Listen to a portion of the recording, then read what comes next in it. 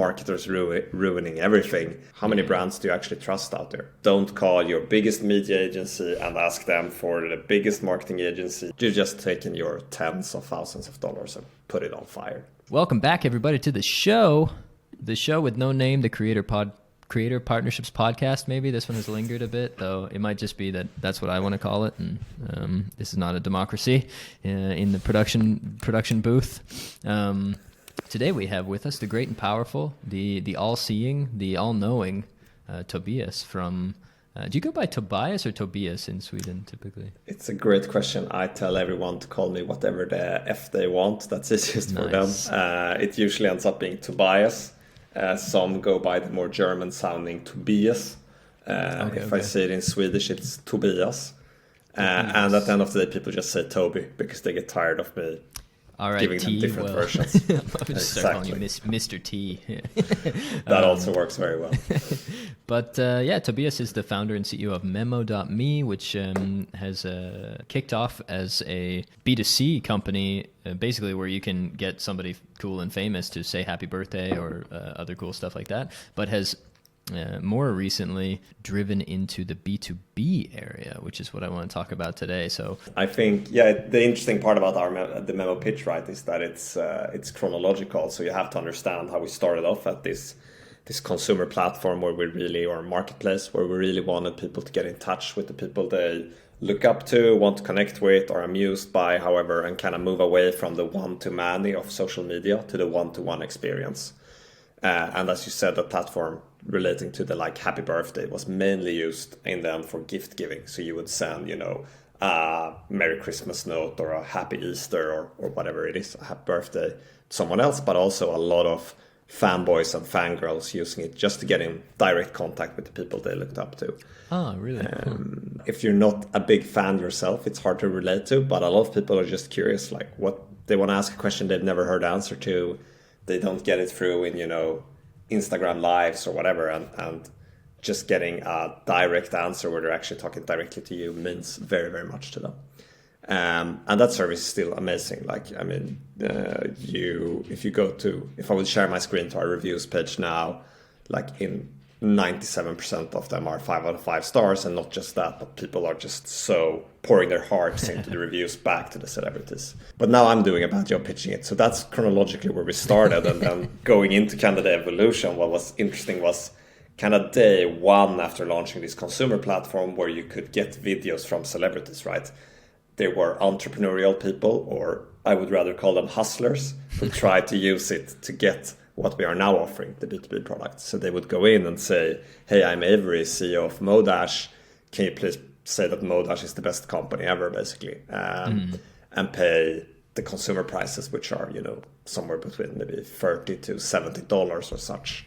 And the insight from there, which was super interesting, was obviously the celebrities wouldn't do this for $30 or $70, but they were very interested in this lightweight brand collaborations.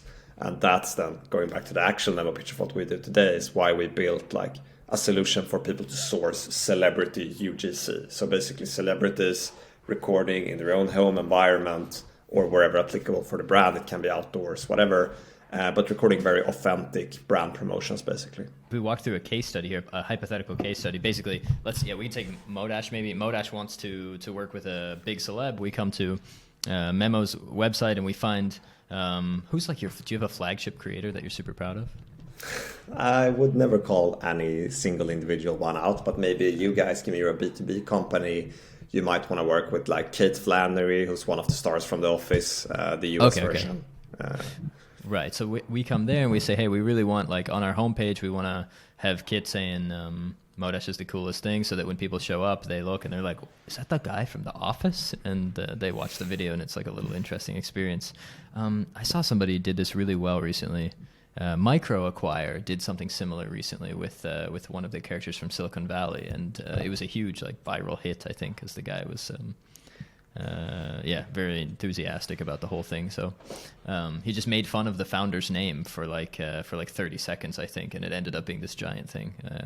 Gazdecki is the guy's last name, but okay, cool. So that's the case. We come to Memo, we book a celebrity.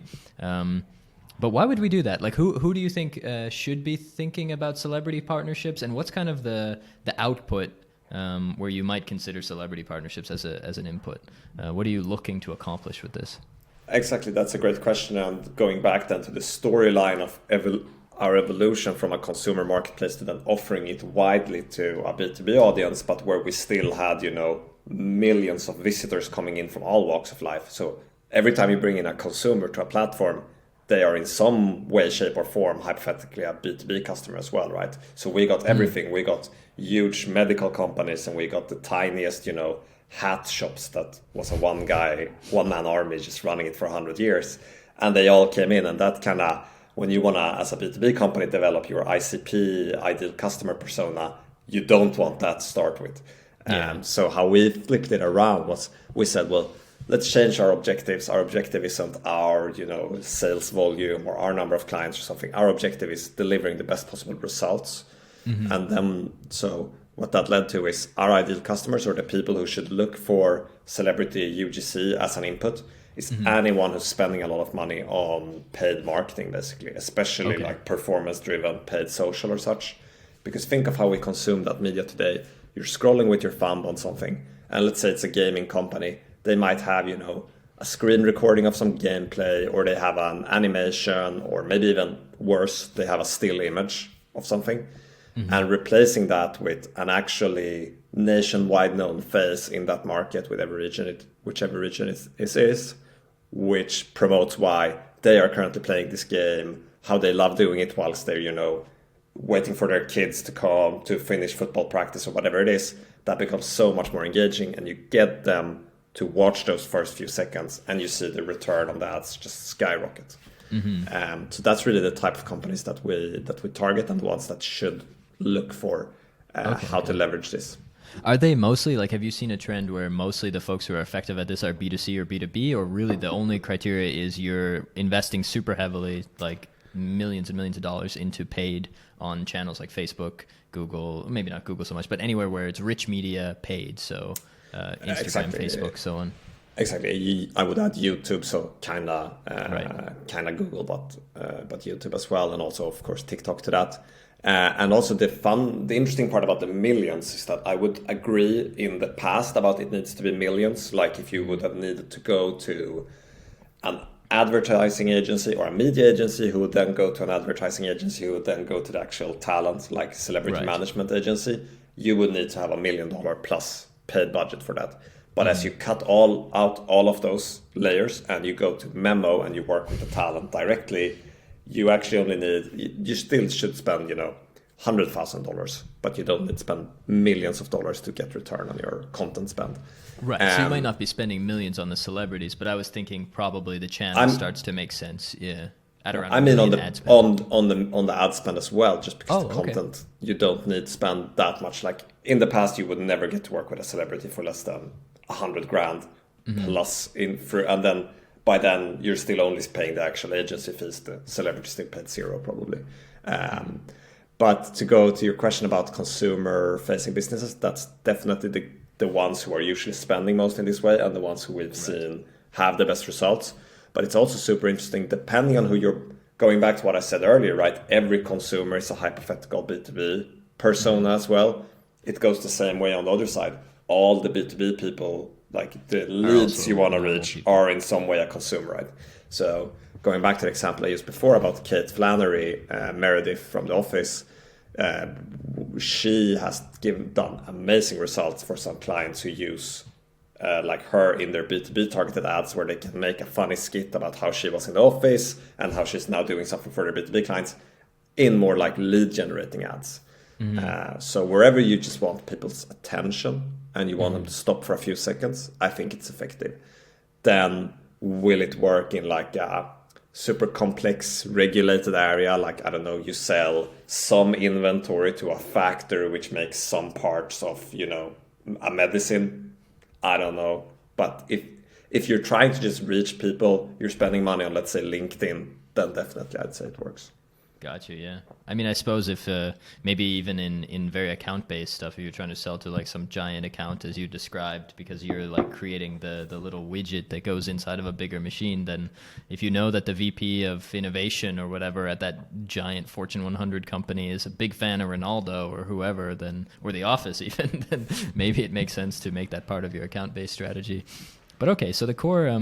So what I've learned so far here is that celebrity partnerships are best used to improve the performance of paid ads for companies that think of their users like consumers, basically, more than very, very like individual accounts, unless you do my weird strategy. Yeah, what's the process like then? You guys have been facilitating these partnerships. What does a celebrity partnership look like? Yeah, how do you get it right, I guess?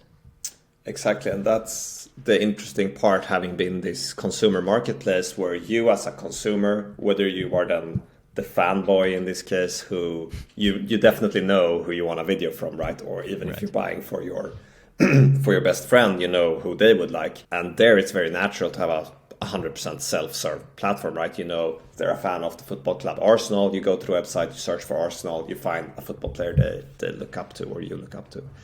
But on the celebrity UGC, so the B2B offering side, we realized that you know your demographics, etc., right? But you're not a celebrity expert, so you will really need our help in figuring out who to work with. So now we've changed the model. So instead of you getting, here's just a search box and 8,000 plus talent that you can browse, we actually say, hey, tell us about your brand, tell us about your demographics, tell us about your, tonality, everything.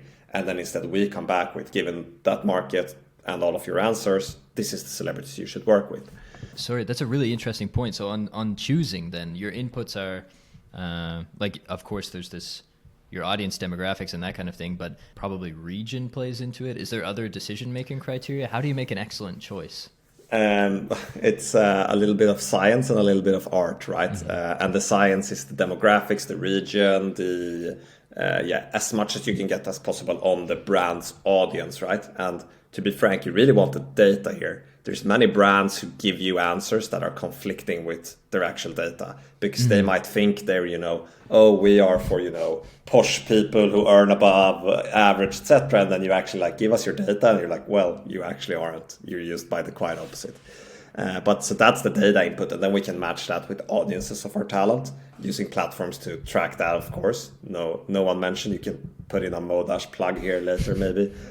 And then the science part is, tonality being, are they a brand that's okay to be funny or not? Can they be with a talent who is, outspoken or not? Do they need to be with a very wholesome name or not? That's part science. And then the deepest layer that's part art.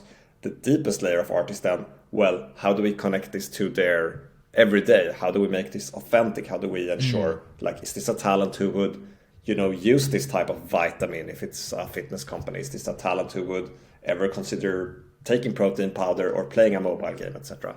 And that's where really having years of experience of working with this talent on the consumer side grows that part of it, and which makes the end product better, right? So once again, aligning with clients' end goal, they want better results. To get there, we need to make sure these videos come out great, authentic, and it's a brand talent match. So basically you start with the very specific, the stuff anybody can kind of know about their company if they try hard enough, which is who's buying your product, where are they, probably what are your objectives related to paid, all those very internal quantitative things. Then you start looking at the celebrities. I'm so used to using the word creator, and we try to match those first. It sounded like against brand values, so you use terms like wholesome, that kind of thing. And then I imagine there's what are they known for probably plays into this too. So that's where the art comes in maybe a little bit. Like you mentioned, Meredith from The Office is great for B2B because the creative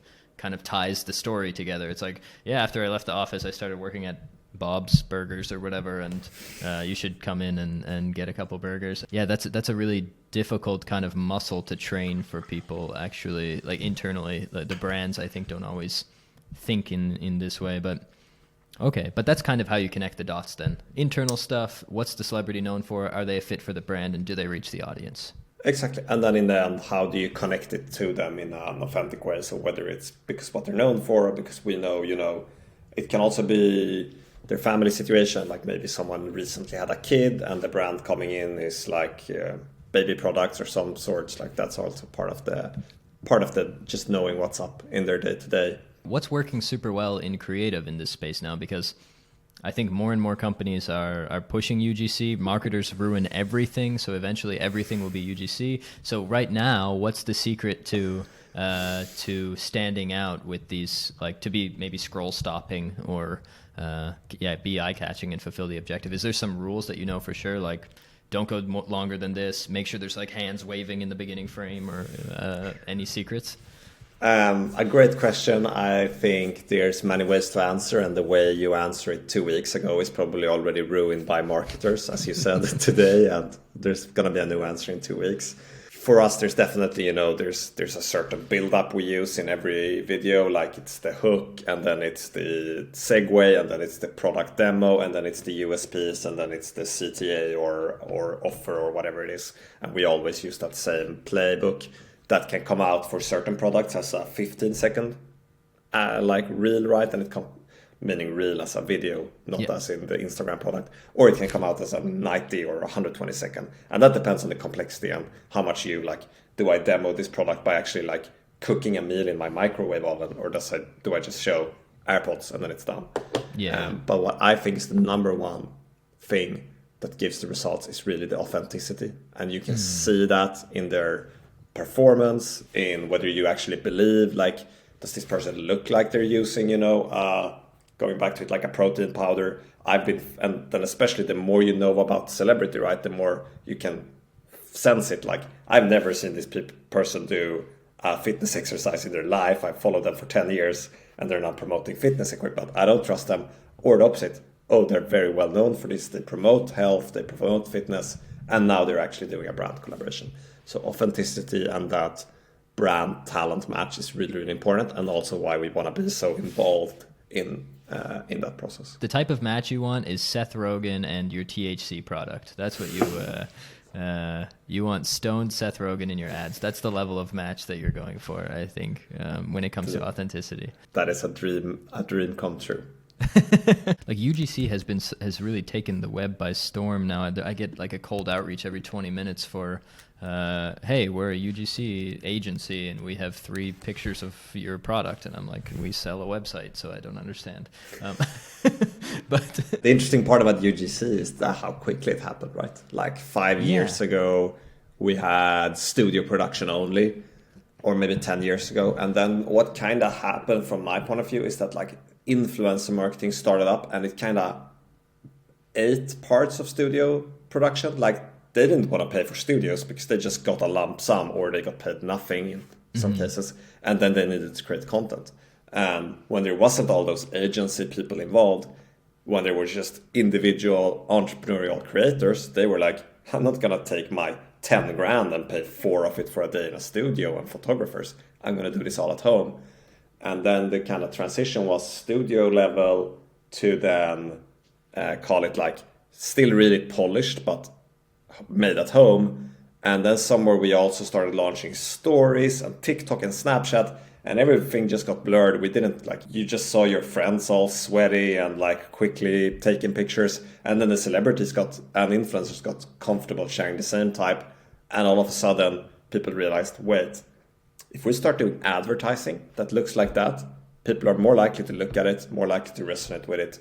And as soon as someone, going back to what you said earlier about marketers ruining everything, as soon as someone realized that formula, it was too late to turn back. It was just like the UGC train had left the building, or the station maybe.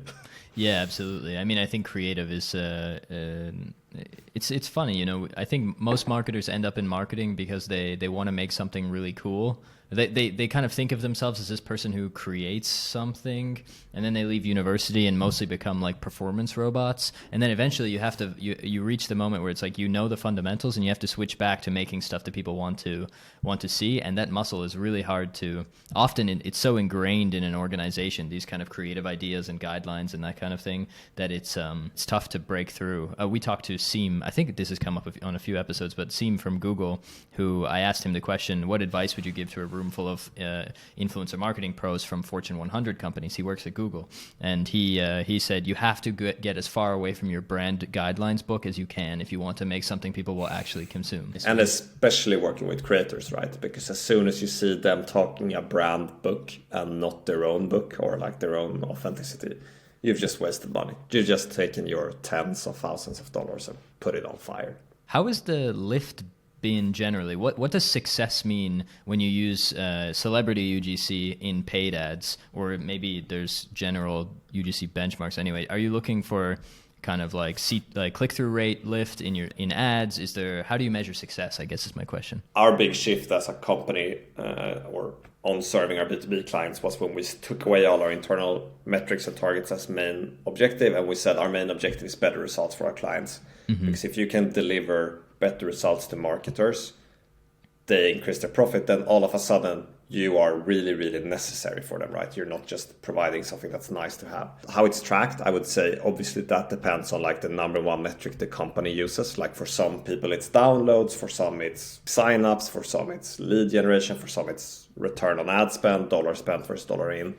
And we always we measure together with clients. So we make sure whatever your North Star metric is, that's the one we want to improve. But going back to what we can see, I think the important thing is really like going back to it. It makes your thumb stop. That's the difference of using a celebrity versus an animation or a still image. And due to that, you can see higher, like people watch the videos for longer because it's more enjoyable content. They're more likely to click it and want to check out your page. And then from there, it kind of just like stays higher. So imagine it that if you have a funnel, you can see every metric along the funnel performing better all the way down to ROAS, return on ad spend, where they outperform. Right. Okay. So we basically benchmark against the past and say we want to see like at least incremental lift on almost every metric, and fundamentally it's because the content is better. So whatever content is better results in is what you're looking for, and that should be like longer video retention, watch time retention, better clicks. And we are, as a company, because of our own history and legacy, or how we want to position ourselves, super down in the data and want to make sure that it's proven. Like if you prove that ROAS is better on our creative versus something else that's running at the same time, then you are a better solution for the company, right? But on top of that, we've also done some of the soft values, which historically have been sold by influence marketing and by celebrity marketing, collabs of different sorts.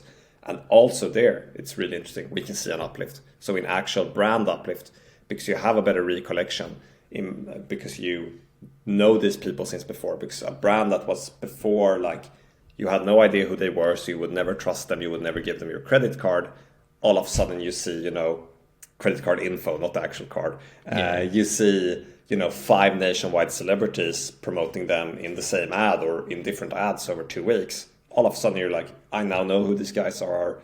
Feel like I have a connection to them, etc. So hard values is our number one, but we also see the soft values being uplifted. You mentioned really briefly, and you told me before the show, in relation to like recruiting these celebrities and that kind of thing, there's nothing better than building trust over time.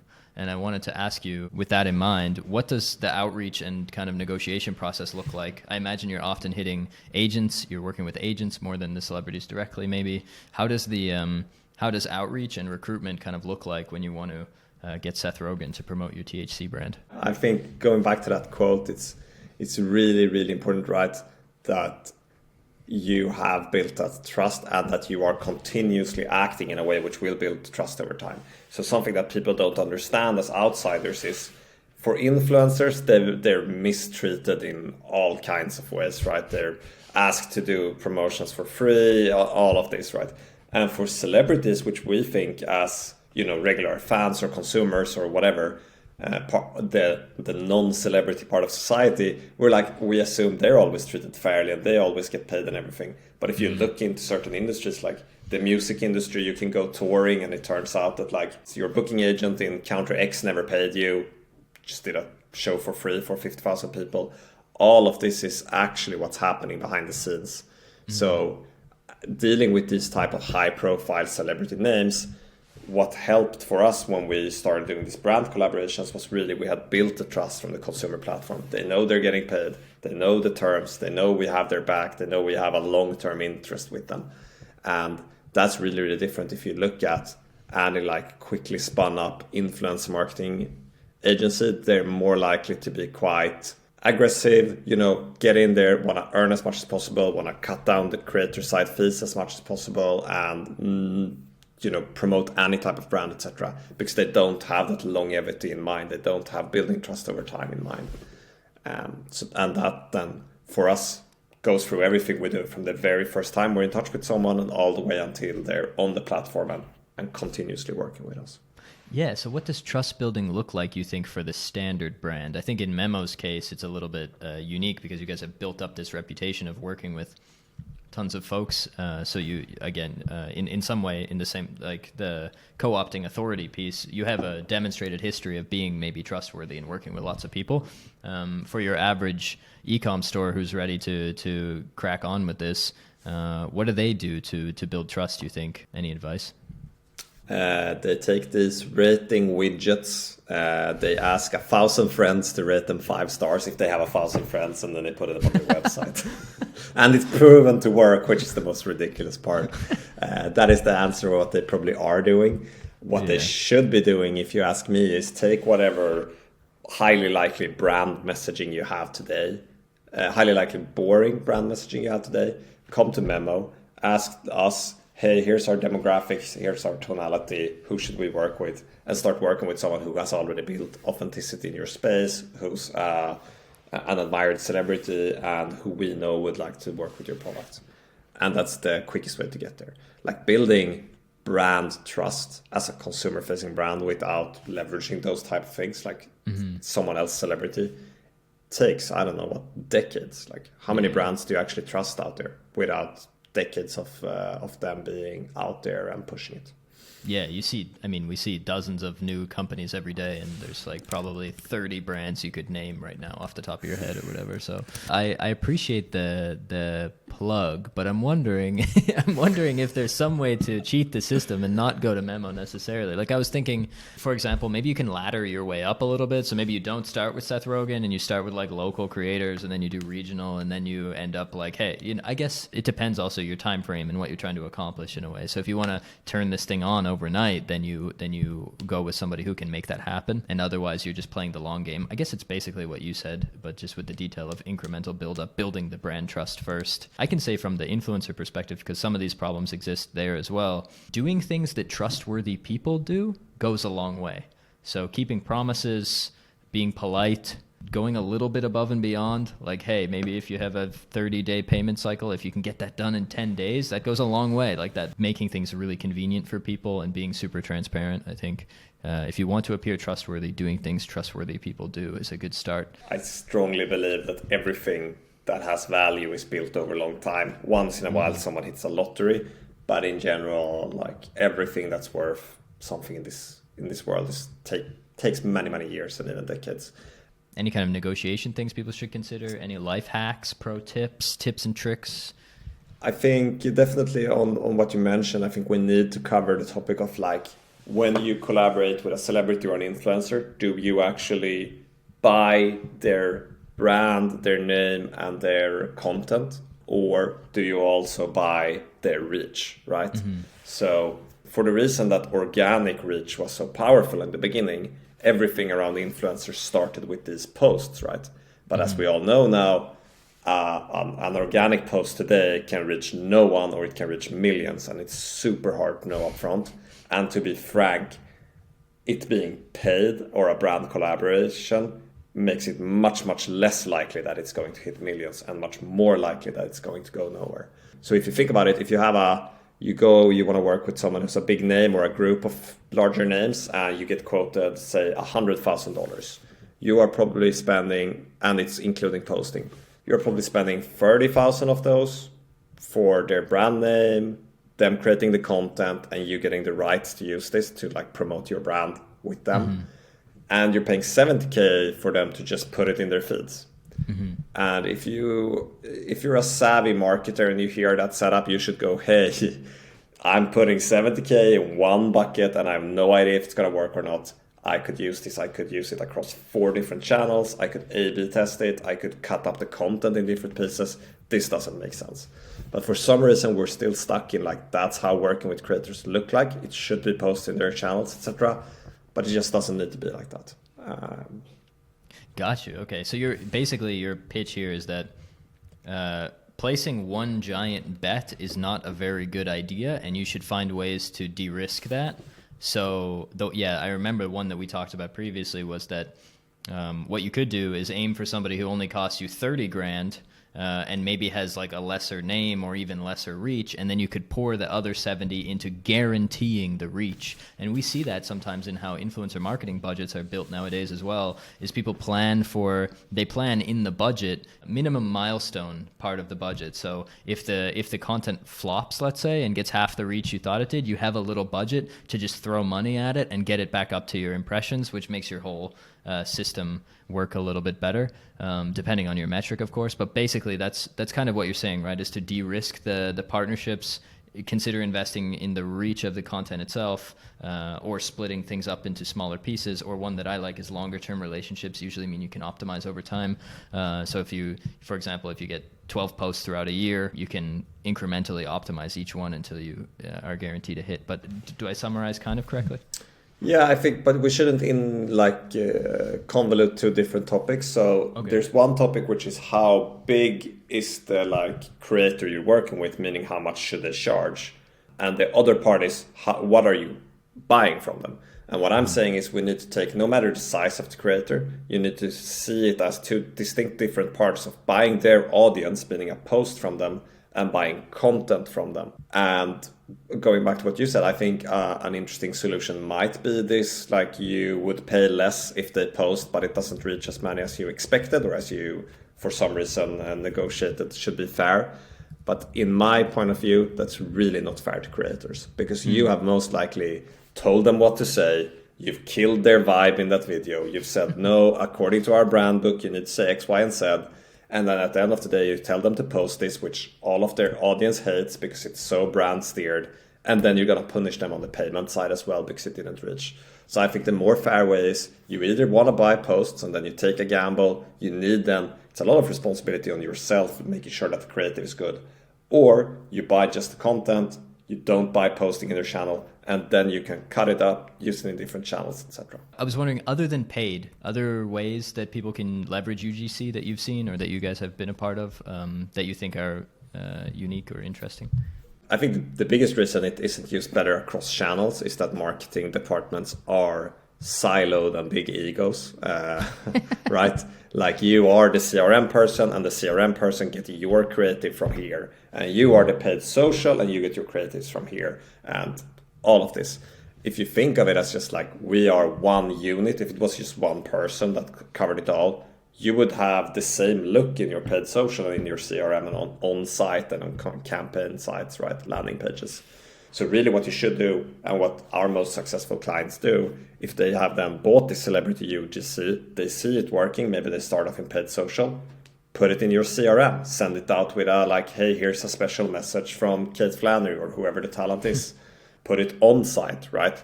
Let's imagine a cold customer who hasn't seen the paid social lands on your site. They're just as skeptical as the paid social people are, but now they see the celebrity promoting your brand on site. So that's really also an interesting area where we've managed to really, like in hard data, measure huge uplift when people do that. On site, in CRM, frankly, everywhere you can, but don't let the egos get in the way. If you're jumping in the first time, like what do you recommend people do who are doing this the first time? And maybe they just want to test the waters. They're not ready to call memo. They have a big trusted brand. They just want to test out the celebrity thing. Where do you recommend they look? Do they go like YouTube pre-roll, local celebrity in a small region to get a feeling for this? Or what I would do then, I would really like, if I have the time to do this, and you said trusted brand, so let's say they've been around for a while, I would really try to work like, do we have that match within the brand already? Like, do we have a client we know, like that we've seen passing by, like going back to Seth Rogen as an example. Holy shit, Seth Rogen is a client of ours. Like, is there a way to do it really, really organically to begin with, if you for some reason want to do it in a very, very slow pace? Or, it could be, well, what do we have internally? Like someone, a friend of a friend who could be a great promoter for this. And then second that, I would probably say, I hate to be plugging it, but like use Memo or use an influencer or a brand like collaborative platform. Go to a platform. Try to avoid bigger agencies. Like the don't call your biggest media agency and ask them for the biggest marketing agency who has the biggest talent agency, because then you kind of killed your results even before you've started a campaign. So you broke down the anatomy of a great piece of UGC, and I want to go deeper into those. You mentioned, I think, can you pull me through again? It started with hook, I think. So it was hook, something, something, something, something.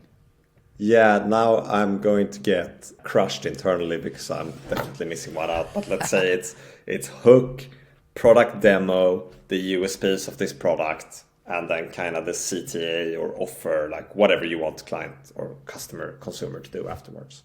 Got you. Do you have like a couple words on each of these? What makes them great? Like what makes a great hook, for example? Yeah, so the hook is right the first maximum 5 or so seconds, and you need to make sure someone wants to watch. I'll start just hands down. To me, the biggest mistake people do in their hooks, or even if they haven't even realized they need a hook, is they don't subtitle their videos. Like anyone who has audio for the first 5 seconds of their video is a lunatic. Like you're sitting on the subway, you forgot your headphones maybe. Do you have audio on your video on the first 5 seconds? Anything can happen on social media, right? So subtitling, and the hook needs to be something that makes you want to watch. It's often something like, in the B2B space, like it's a lot of, I spent 100 hours reading about X and I found out, or I've worked 10 years with influencers and I now know, or 10 things I wish I knew 10 years ago. All of these kinds, those are hooks, right? And in consumer, it might be like, I had trouble losing weight until, or my dog wasn't this pretty, but then I found.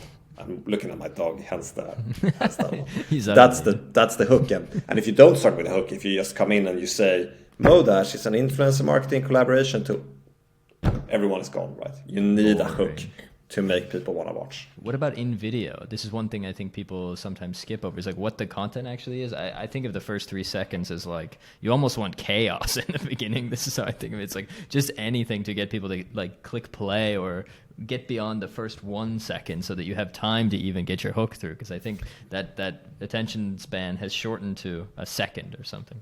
Yeah, on the platforms where you still need to click in play, there's the YouTube still images, which are, I would say what you say, freaking chaos. But on most platforms today, right, you never hit play. I don't know when I pushed a play button last time. That's true. Start. And you should leverage this. So you should have, and that's what we say, like imagine the difference. You have a client of Memo, and they either start with a pre-roll of like a still image of their logo for 3 seconds, or a well-known celebrity who starts talking for the 3 seconds. With subtitles, so even if you don't have audio, you can actually follow what they're saying. The difference of those 2 ads is going to be night and day. So going back to it, even if you do all the right things, like you get the right content, etc., if you don't actually do the work to craft it correctly, you're still not going to see the results you want.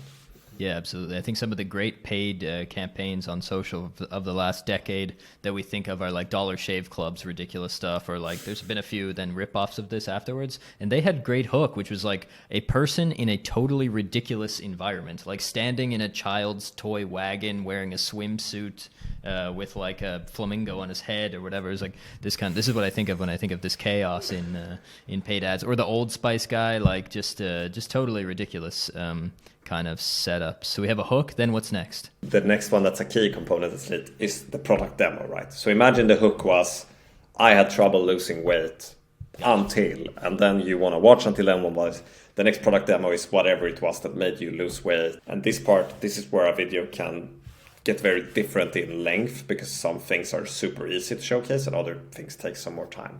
But if it's a supplement, you would show it, ideally have the product in video, you would tell what's in it. That's a product demo. It's more informative. It should still be, if you work with a creator, you can do this yourself as well, right? You should still follow the same structure. It needs to be in their own words. Then after the product demo, or intertwined with the product demo, I would say, you need the USPs, right? Most likely there are other solutions to the problem. right? So what are the USPs of this exact one? So then you start saying, well, this one might be, maybe this one is vegan and all the other options are not, or maybe this option is, cheaper, or maybe this option is not tested on animals, even though it's a product for your dog, whatever it is, right? So get the USPs out there, the strongest ones, the coherent ones, the ones you use. And then in the end, it's the CTA we're offering. And ideally, you need a reason why should people buy today and not tomorrow. That's always the final question. Got you. The why today, the CTA piece, is there like something you've seen that just worked so well that you were shocked? Like, I don't know, say the word beluga in the middle of the sentence and people just buy? Seriously, having one and not just ending up with like, this is our product, this is why it's great, and then people are left with that. Like, we need instructions. We're simple human beings. Like, tell me where to go, ideally spell it out, and if you can have an offering, like, discounting shouldn't be the answer to everything, but is there a reason why I should buy now? Maybe there's like, if it's a gift-giving product, you always have like, oh, buy it for Christmas, or buy it for Mother's Day, or buy it for Father's Day. If it's a seasonal product, buy it for Halloween, whatever. How can you tie that to your product? Or if maybe it's the end result, right? Like, if it's that fitness product you want to talk about, like, buy it today and you'll be in less bad shape for summer, or whatever. So you want to create some kind of time box for people to make the call today and remove any creativity. This is one I see as well. Is like, if I have to be creative about how to go buy this thing, then there's a big mistake here. It's like, vanity links are really cool. Like, click the ad now and you'll go to that landing page. And then when you show up on the landing page, make sure people don't have to do anything more beyond that for purchase. Exactly. Simplicity is key. I would say there on the CTA part, it's rather do, like, first of all, have one. Tell me what to do. Tell me, go buy this sweater on www.storename.com, and then take away friction. Don't say, and there you'll be able to pick between, like, you can't even pick colors. You'll have to make one up yourself, and you'll have to figure out 14 different things. It's like simplicity. Got you. Tobias, Mr. T. It's been a pleasure, as always. And I actually learned a lot today. Thank you so much. I think it was a good episode. Appreciate you. Anything you want to, any parting words or anything you want to say before we get out of here? It's been a blast, Avery. I'm happy you took the time. Nice, dude. It was the pleasure is all mine. I appreciate you. Peace out to the audience. Goodbye. I hope you enjoyed this. This is your, CTA, we need a CTA, mmo.me. What was your advice? Yeah, something, it's w.w.w.memo.me. Check that website out and hopefully it redirects to Memo. Much love, many thanks to our viewers, and kiss, kiss.